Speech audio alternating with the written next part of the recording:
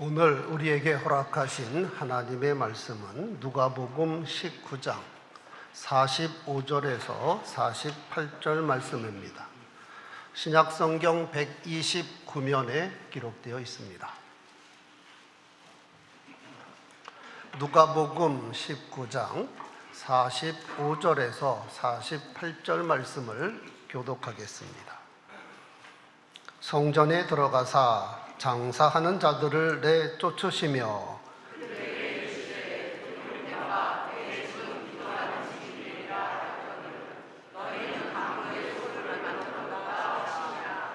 예수께서 날마다 성전에서 가르치시니 대제사장들과 서기관들과 백성의 지도자들이 그를 죽이려고 꾀하되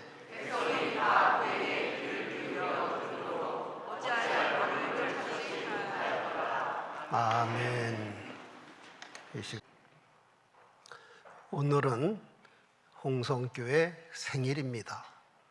교회 창립 76주년을 맞이하여 모든 영광을 하나님께 올려드립니다.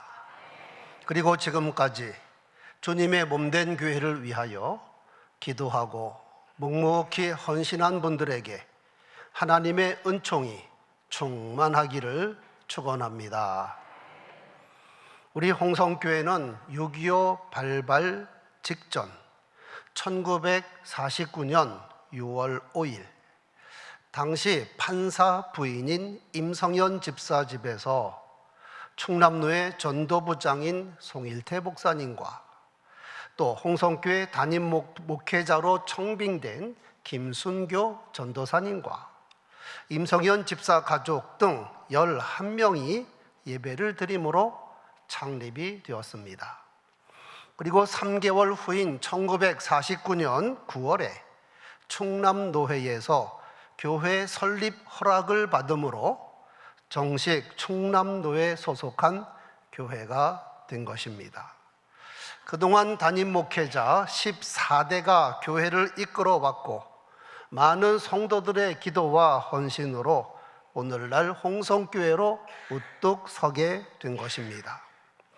예배당 건물로는 홍주성 안에 구성전에서 약 45년간 예배를 드렸고 현 예배당에서는 21년째 예배를 드리고 있습니다. 오늘 창립 기념주일, 원래 계획된 것은 아니었는데 성령께서 인도해 주셔서 예수 만남 시리즈 설교가 되었습니다. 길에서 만난 예수, 집에서 만난 예수, 오늘은 성전에서 만난 예수. 교회 창립 기념주일과 일치가 되어 더욱 감사하게 생각합니다. 우리 주 예수님은 항상 우리와 동행하실 뿐만 아니라 인격적으로 만나야 하는 주님이신데 언제 어디서나 예수님을 만날 수 있지만 특히 성전에서 예수님을 만나는 것은 대단히 의미가 있는 일입니다. 성전에서 만난 예수. 예수님 공생의 당시 예루살렘 성전은 불행하게도 강도의 소굴이 되었을 뿐만 아니라 장터와 같은 곳으로 타락을 했습니다. 이는 대제사장을 비롯하여 유대 종교 지도자들의 책임입니다. 원래 율법에 의하면 이스라엘 12지파 가운데 레위 지파는 성별된 지파로 성전에서 봉사하는 일을 전담하도록 하였습니다. 제사장을 도와서 제사의 일을 감당하고 찬양대를 맡아 찬양을 하고 성전을 경비하고 정결케 하는 일을 했을 뿐만 아니라 백성들에게 율법을 가르치는 일까지 감당했습니다. 그리고 레위 지파 가운데서도 아론의 후손은 제사장의 직분을 감당했습니다. 제사장은 하나님과 백성 사이의 중보자로서 백성들의 죄 사함 받는 제사의 일을 전담하는 거룩한 직분입니다. 하지만 분열 왕국 시대 그리고 바벨론 포로기 이후 레위인의 직분도 엉망이 되었고 제사장의 직분도 타락을 하여 당시 로마에게 뇌물을 주고 대제사장직을 샀으니 세상에 이런 일이. 뿐만 아니라 당시 대제사장은 제물을 가지고 사업을 하고 있었으니 하나님께 드려지는 제사가 아닙니다. 그래서 예수께서는 타락한 유대교와 더럽혀진 성전을 정화하셨으니 요약하여 45, 46절 예수께서 성전에 들어가사 장사하는 자들을 내쫓으시며 그들에게 이르시되 기록된 바 내 집은 만민이 기도하는 집이라 하였거늘 너희는 강도의 소굴로 만들었도다. 오래전 다윗이 여호와 하나님 은혜에 감사하여 내가 성전을 건축하겠습니다 했을 때 하나님께서 얼마나 기뻐하셨는지 모릅니다. 또한 다윗의 아들 솔로몬이 성전을 건축하여 봉헌할 때 하나님의 영광이 성전에 가득하였고 하나님께서 얼마나 기뻐하셨는지 모릅니다. 제사장이 성소에서 나올 때에 구름이 여호와의 성전에 가득하매 제사장이 그 구름으로 인하여 능히 서서 섬기지 못하였으니 이는 여호와의 영광이 성전에 가득함이었더라. 이때 솔로몬이 이런 기도를 드렸습니다. 하나님이 참으로 땅에 거하시겠습니까? 하늘과 하늘의 하늘이라도 주를 용납하지 못하겠거든 하물며 내가 건축한 이 성전이겠습니까? 그러나 내 하나님 여호와여 주의 종의 기도와 간구를 돌아보시며 이 종이 주의 앞에서 부르짖음과 비는 기도를 들으시옵소서. 주께서 전에 말씀하시기를 내 이름이 거기 있으리라 한 곳 이 성전을 향하여 주의 눈이 주야로 보시오며 주의 종이 이곳을 향하여 비는 기도를 들으시옵소서. 주의 종과 주의 백성 이스라엘이 이곳을 향하여 기도할 때에 주는 그 간구함을 들으시되 주께서 계신 곳 하늘에서 들으시고 들으사 사하여 주옵소서. 여러분, 여기에 성전의 의미와 목적이 다 나타나 있습니다. 성전은 하나님의 집이다. 하나님의 관심이 집중된 곳이다. 성전은 어떤 죄인이라도 하나님 앞에 나와 죄사함 받는 곳이다. 이렇게 성전은 만민이 기도하는 집입니다. 남녀노소, 빈부, 귀천, 어떤 민족과 인종을 막론하고 하나님 앞에 나와 기도하면 응답받는 집, 바로 성전입니다. 그런데 역사적으로 살펴보면 성전이 성전답고 성전의 기능을 제대로 발휘한 때가 그리 많지 않습니다. 무엇과 같은가? 이스라엘 나라는 하나님께서 세우신 나라입니다. 거룩한 나라로 세우셨습니다. 하나님의 뜻이 잘 이루어져서 열방을 향하여 모델이 되는 나라로 세우셨습니다. 하지만 이스라엘 나라가 거룩함을 간직한 때가 별로 없었습니다. 그래서 사사시대에 이리 치이고 저리 치이고 엉망이 되었습니다. 솔로몬 사후에 나라가 남북으로 나뉘었을 뿐만 아니라 혼합종교, 우상숭배로 남북 왕조 각각 멸망을 당해야 했었습니다. 그렇게 많은 선지자들을 파송했건만 그들이 전한 여호와의 경고를 듣지도 않았습니다. 이와 함께 성전도 같은 역사를 밟았습니다. 그러더니 예수님 공생의 당시 예루살렘 성전은 헤롯 대왕에 의하여 건물은 화려했지만 실상은 강도의 소굴이요 장터가 되었습니다. 이에 예수께서 공분을 가지고 성전을 정화하신 겁니다. 예수께서 성전에 들어가사 장사하는 자들을 내쫓으시며 그들에게 이르시되 기록된 바 내 집은 만민이 기도하는 집이라 하였거늘 너희는 강도의 소굴로 만들었도다.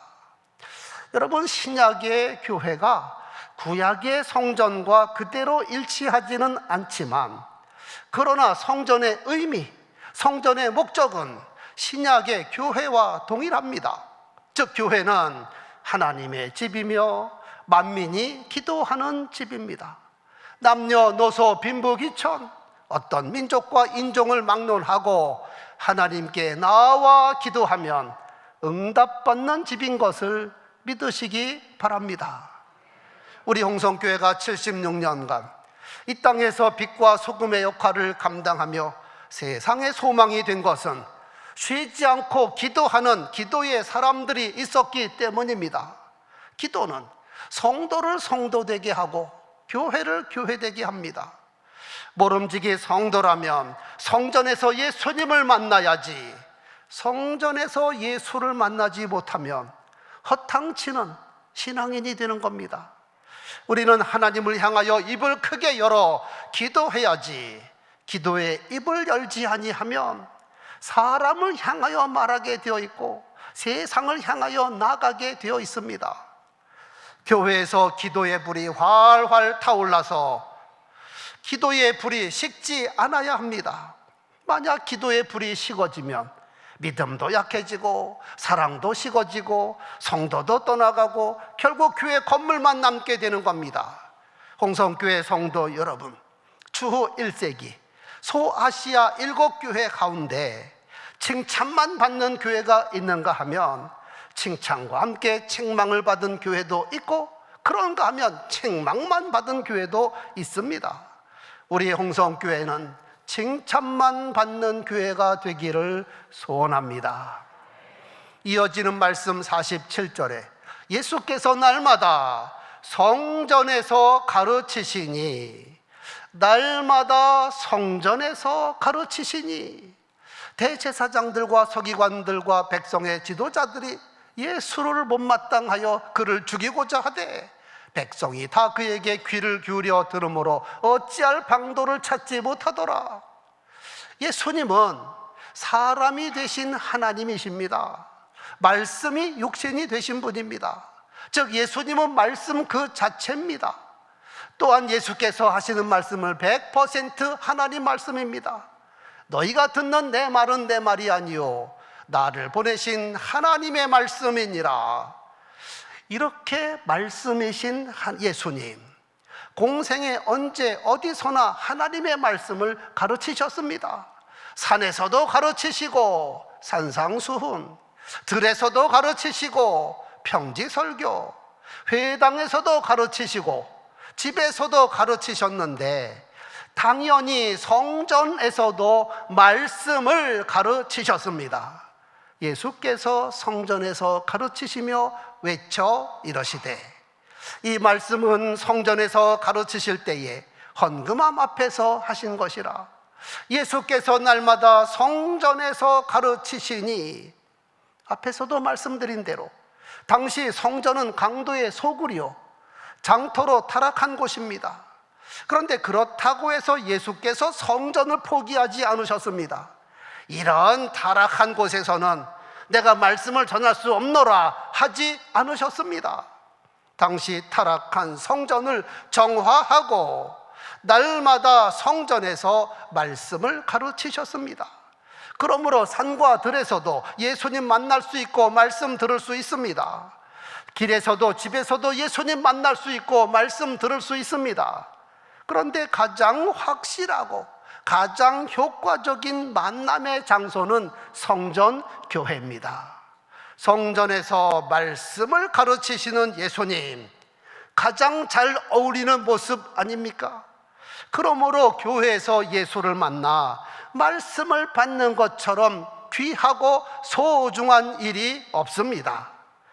예수께서는 공생에 시작하기 18년 전, 즉 12살 소년 시절에 성전에서 랍비들과 말씀을 가지고 서로 토론하신 적이 있습니다. 예수 부모가 사흘 후에 성전에서 소년 예수를 만난즉 그가 선생 중에 앉으사 그들에게 듣기도 하시며 묻기도 하시니 듣는 자가 다 그 지혜와 대답을 놀랍게 여기더라. 이것이 전통적인 유대인 성경 학습법입니다. 하브로타, 듣기도 하고 묻기도 한다. 그런데 예수께서 얼마나 지혜가 많으신지 12살 예수께서 예루살렘 성전의 율법학자들과 성경을 토론했다 이 말입니다. 요즘으로 표현하면 12살 소년이 신학 교수들과 한자리에 앉아서 성경 말씀 가지고 토론했다 이 말입니다. 한편 예수께서 생각하시는 성전은 내 아버지 집입니다. 어찌하여 나를 찾으셨나이까? 내가 내 아버지 집에 있어야 될 줄을 알지 못하셨나이까? 여호와 하나님은 무소부재의 하나님이십니다. 계시지 않는 곳이 없습니다. 어디나 계신 하나님이십니다. 그래서 어디서든지 하나님의 음성을 들을 수 있습니다. 그런데 말씀 받기에 가장 좋은 곳, 가장 효과적인 곳이 바로 성전이라 이 말입니다. 하나님의 집에서 하나님의 말씀을 듣는다. 성전에 계신 예수님, 그래서 성전에서 말씀을 받는다. 예수 부활 승천 후에도 제자들이 상시 성전에 올라갔습니다. 제9시 기도 시간에 베드로와 요한이 성전에 올라갈새 이때 미문에 앉은 뱅이를 고쳤습니다. 성전에 올라가 기도도 하지만 예수님의 말씀을 받는 겁니다. 예수께서 육신으로 계시지 않아도 예수님과 대화하는 것, 곧 그것이 하나님의 말씀입니다. 한 걸음 더 나아가 제자들은 예수님께 받은 말씀을 많은 사람들에게 가르쳤습니다. 내가 너희에게 분부한 모든 것을 가르쳐서 지키게 하라. 그들이 날마다 성전에 있든지 집에 있든지 예수는 그리스도라 가르치기와 전도하기를 그치지 아니하니라. 여기까지 요약하면 성전은 만민이 기도하는 집이며 하나님의 말씀을 받는 말씀의 전당입니다. 그래서 성전에 올라와 하나님께 기도하고 성전에서 예수님의 말씀을 받는 것이 신앙생활의 핵심입니다. 이 시대에 우리 모두가 이런 신앙생활하게 되기를 소원합니다. 교회에 나와 하나님의 말씀을 받고 교회에 올라와 하나님께 기도합니다. 한편 성전의 중요성은 이 땅에서 끝나는 것이 아니라 완성되는 하나님 나라까지 이어진다는 사실입니다. 계시록 16장 1절, 또 내가 들으니 성전에서 큰 음성이 나니 7 천사에게 말하되, 성전은 여전히 하나님의 영광의 보좌가 있는 곳이며 하나님께서 말씀하시는 곳입니다.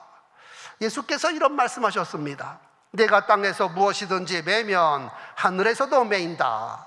내가 무엇이든지 땅에서 풀면 하늘에서도 풀린다. 땅과 하늘의 온라인. 마찬가지로 이 땅에서 늘 하나님께 찬미하는 사람이 하나님 나라에서도 영광의 보좌 앞에서 찬송하듯이 이 땅에서 성전에서 말씀을 듣는 사람이 하나님 나라에서도 하나님의 음성을 듣는 겁니다. 한 걸음 더 나아가 지상교회에서 충성하는 사람이 하나님 나라에서 성전 기둥이 된다는 사실입니다. 계시록 3장 12절, 이기는 자는 내 하나님 성전의 기둥이 되게 하리니 그가 결코 다시 나가지 아니하리라. 내가 내 이름과 하나님의 성 새 예루살렘의 이름과 나의 이름을 그 위에 기록하리라. 하나님의 이름, 예수님의 이름, 새 예루살렘의 이름을 그 기둥에 새겨주겠다 이 말입니다. 솔로몬 성전 입구에 2 기둥이 있었으니 하나는 야긴이요 하나는 보아스입니다. 야긴이 무슨 뜻인가? 그가 세우실 것이다. 여호와께서 세우신다. 보아스, 그 안에 능력이 있다. 하나님 안에 능력이 있다 이 뜻입니다. 기둥이 없으면 건물이 설 수가 없습니다. 그런데 이 땅에서 주님의 몸된 교회를 위하여 충성하면 하나님 성전의 기둥이 되게 하겠다. 얼마나 영광스러운 언약입니까? 여러분, 사람은 세월이 흐르면 노화하게 되어 있습니다. 겉사람은 낡아지게 되어 있습니다.